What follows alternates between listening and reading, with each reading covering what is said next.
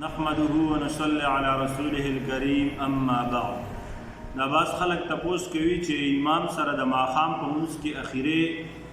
رکعات کله مونږ ورسو نو وروستو به دا 2 رکعات ځان له څنګه کوو چې امام سلام اجر باسي. نو یاد ساته مثلا دا الګ ته او د اخیری رکعت امام سره رسول دی نو وروستو امام د سلام جار باسلو نو وروستو دی ودرېدو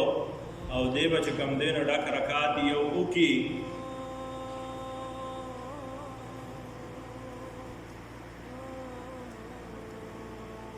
کله چې دی ډک رکعت وکړي نو دی به کښېني او چې کله د عبده ورسوله پورې سبق ووایي نو دی به پاسي او بل به ډک رکعت وکړي ځکه چې تش رکعت خو د امام سره رسولی شوی دی نو دی به ډک رکعت وکړي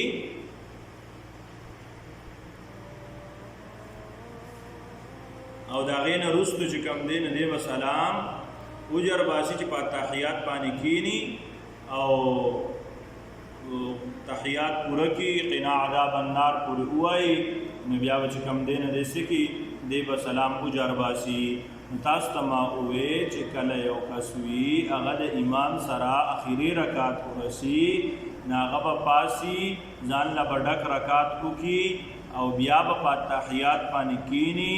او بیا به پاسي ډک رکعت به وکړي د هغې نه وروستو د په تحیات چې کښېني او د قنا عذاب النار پورې سبق ورسوي نو سلام به اجر باسي.